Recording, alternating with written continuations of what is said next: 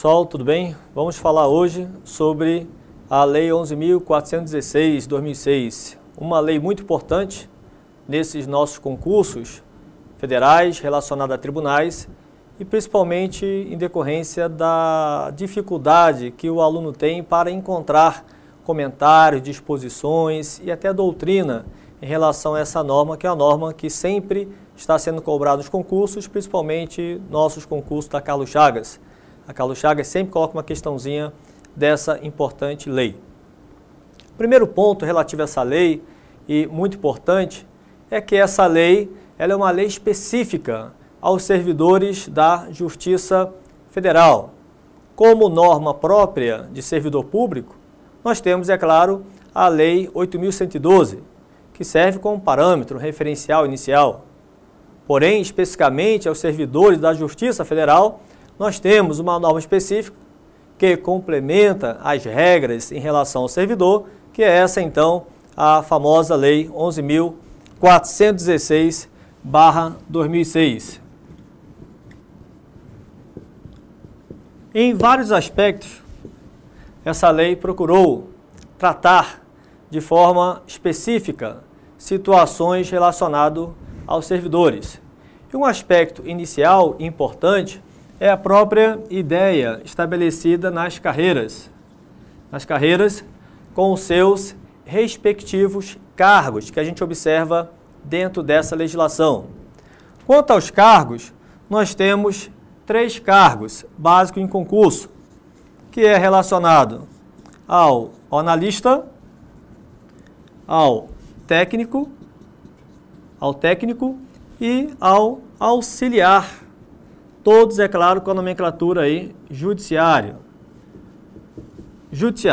Então, analista judiciário, técnico judiciário e auxiliar judiciário. E com as suas devidas atribuições, relacionado, ora à área judiciária, ora relacionado à chamada área administrativa e ora relacionada a apoio especializado. Essa área judiciária, especificamente para o pessoal bacharel em Direito, a área administrativa para as situações outras gerais, não especializadas, e a área de apoio especializado, que são aquelas que são necessário o registro em órgãos específicos de profissões. A exemplo, o médico, Conselho Regional de Medicina, contador, Conselho Regional de Contabilidade. Então, dentro das situações específicas, nós temos essas chamadas áreas de atuações. Então, na área nós temos a área chamada jurídica, especificamente aqui a área judiciária. A gente grava aqui para a questão do bacharel em Direito. Temos a área relacionada a apoio especializado, que é onde, então, há necessidade que tenha um órgão de profissão, verificando a ideia do próprio controle, e a área administrativa. E nessas áreas específicas que nós temos, nós vamos observar que cada cargo, com as suas respectivas áreas, tem as suas devidas atribuições. Essas atribuições, as atribuições referentes às áreas, muito importante em prova. As atribuições relacionadas, então, ao analista judiciário, quando a lei trata as atribuições, é claro, está se tratando das atribuições gerais. Os analistas judiciários, vão tratar das atribuições de coordenação, de organização, de elaborar pareceres, elaborar posições, ou seja, relacionadas às funções que a própria lei estabelece como funções mais complexas. A área especificamente de técnico judiciário vai tratar de auxiliar essas funções, tratando como analista judiciário. Então, vou trabalhar numa função auxiliar, uma função específica relacionada a um suporte técnico. Então, é o termo que a lei usa, suporte técnico.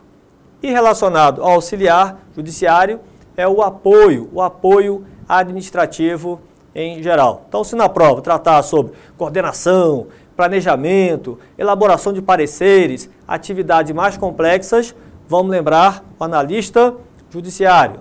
Tratando de uma questão específica de suporte técnico, o próprio técnico, então a função técnico-judiciário, relacionada ao cargo. E se falar em apoio administrativo, aí nós temos a figura dos importantes auxiliares judiciários nessas situações. Então, cada um com a sua atribuição específica. E que, fazendo parte desse quadro também dentro do Judiciário Federal, nós temos aqueles que ocupam as chamadas funções comissionadas, como também aqueles que ocupam os cargos em comissão, também chamado por alguns de cargo em confiança. Em relação às funções comissionadas, a função em comissão é o que nós chamamos função de comissão, alguns também chamam de função de confiança, em razão do caráter de confiança, ao abordar para esses a sua ocupação, nós temos, ora, essas funções delimitadas, que vão de FC1 a FC6.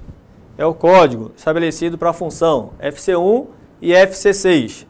De forma que, dentro dessa função, a gente observa até por questão de pagamento em relação àqueles que ocupam a função, à medida que você vai aumentando, FC1, FC2, FC6 e tal, vai ganhando mais.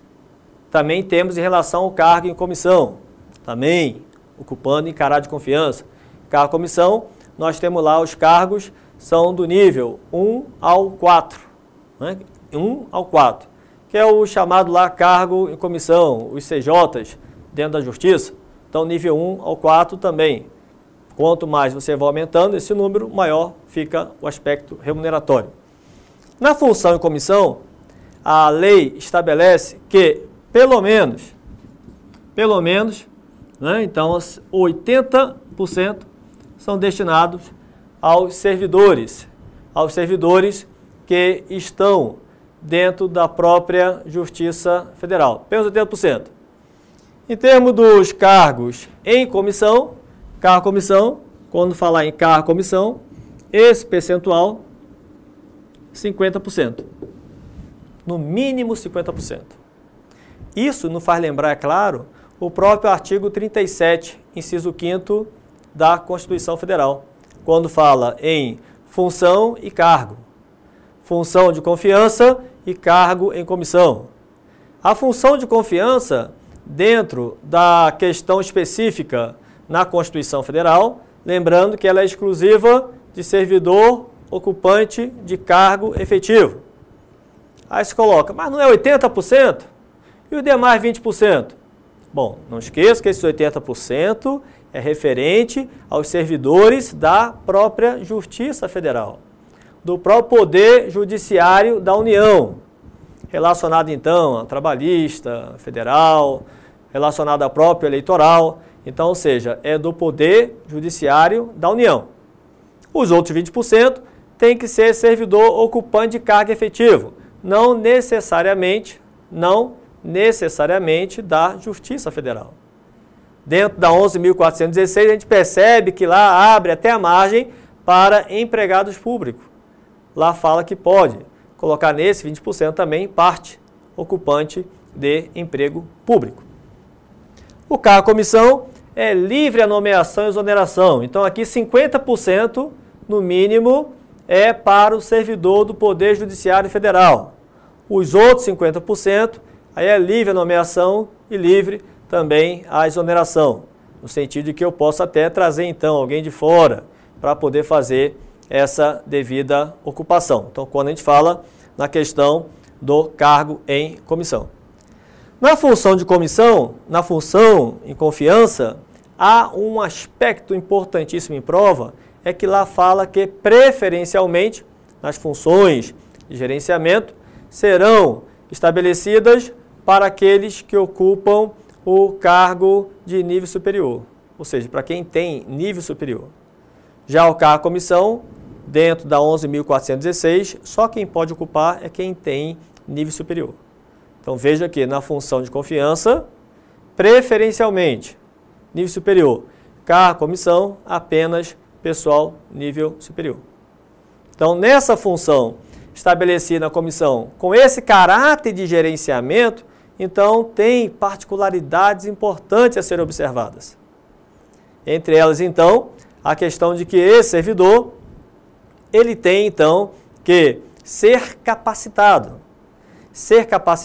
para exercer essa função de gerenciamento.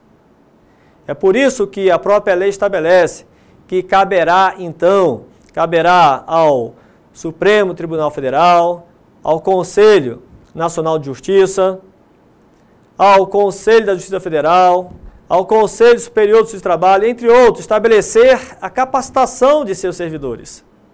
A capacitação para que esses possam realmente efetivar e realizar bem essa atividade de gerenciamento. Então, estabelece a legislação que para aqueles que foram nomeados para a função de confiança em caráter gerencial que não tenham essa capacitação, eles têm até 1 ano para poder se capacitar. E além disso, para aqueles que já têm, ainda assim, a cada 2 anos vai ter que fazer a devida capacitação, para que possam então continuar atualizado, exercendo bem suas funções de gerenciamento. Essa necessidade de, a cada 2 anos, é tanto para a situação específica da função, daqueles que ocupam a função de confiança nesse caráter de gerenciamento, como também aqueles que ocupam o cargo em comissão nessas atribuições de gerenciamento. Cuidado, é comum cair em prova que a diferença, muitas vezes, da função em comissão para a função de confiança para o cargo em comissão, é que o cargo comissão seria para atividade de direção, enquanto a função de confiança seria para atividade de chefia e assessoramento. Aí nós chamamos a atenção, além da própria lei 11.416, para as situações estabelecidas na própria Constituição Federal, no artigo 37, inciso 5º da Constituição.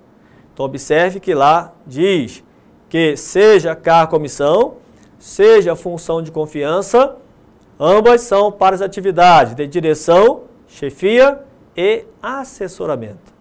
Então o fato de ser atividade de direção, chefia ou assessoramento não são elementos diferenciadores para o cargo comissão, para a própria função de confiança. Bom, quanto ao ingresso na carreira. Quanto ao ingresso na carreira então aqui dos cargos do Poder Judiciário, os requisitos básicos que são estabelecidos tanto na lei como também no edital, é claro, a própria ideia do nível de escolaridade.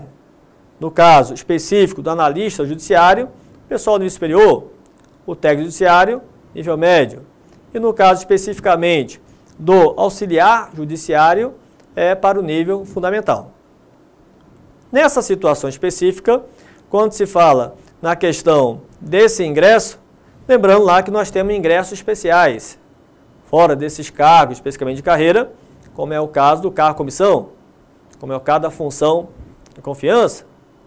E chama a atenção para o artigo 6º da 11.416, para lembrar da questão específica do nepotismo. E tentando remediar essas situações não ficarem aí para julgar questão de justiça, STF, como foi recentemente, o próprio artigo 6º estabelece que não poderá ser nomeado para situações específicas relacionadas àqueles que são parentes lá de membro do Poder Judiciário, parentes, cônjuge, companheiro. Então lá coloca parentes até o 3º grau. Até o 3º grau. Faz-se uma exceção para aquele que seja ocupante já de um cargo efetivo. Ou seja, não poderia, de certa forma, punir um servidor que é concursado por ser parente. Então lá faz-se uma exceção dizendo que esses sim, esses poderão ocupar cargo comissão, a função. Agora, desvinculado da autoridade, na qual tem o grau de parentesco. Não pode estar, de repente, no mesmo gabinete, mas em outro órgão daquele tribunal, ou até mesmo em outras situações, podem sim, os que são ocupantes de cargo efetivo, apesar de ter o grau de parentesco, poderão ocupar cargo, comissão e função de confiança. Bom, em relação à questão específica do desenvolvimento nessas carreiras, que é muito importante em prova, esse desenvolvimento vai ocorrer, ora, de acordo com mudança de classe e ora, de acordo com mudanças de padrões dentro de cada classe.